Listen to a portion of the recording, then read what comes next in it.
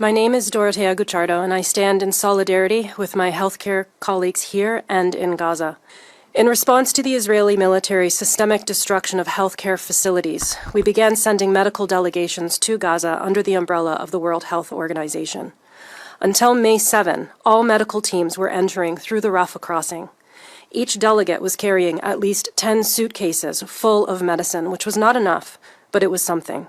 At that point, only 50 trucks were making it into Gaza per day, down from the 500 that were entering prior to October 7.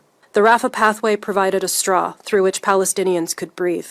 But after the Israeli military took the crossing, they cut off that pathway and further choked the population. After May 7, our medical delegations must now enter Gaza directly through Israel, putting the Israeli military in complete control over rotations. Immediately, they imposed crippling limitations. Aid workers are restricted to 1 suitcase each. Only personal supplies. No medicine. No consumables. No equipment that can be left behind for use. No toys, no treats, nothing that could bring joy to a child patient.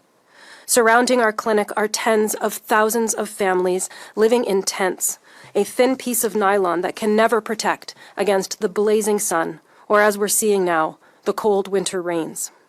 There is widespread hepatitis A in these camps. Our patients also come in showing severe malnutrition, suffering from burn injuries, gastrointestinal viruses, and skin diseases due to their dangerous and deteriorating living conditions. One mother brought in her infant with such extreme diaper rash that his entire bottom was raw and bleeding because instead of diapers, which she could not afford, she was forced to use plastic bags. Israeli attacks on hospitals must stop. Attacks on civilians and civilian infrastructure must stop. The Canadian government must comply with all decisions of the ICC, the ICJ, and the United Nations. It must treat the Israeli government as the pariah state that it is. And the Canadian government must begin paying reparations for its active involvement in subjugating the Palestinian population to unjust occupation and genocide.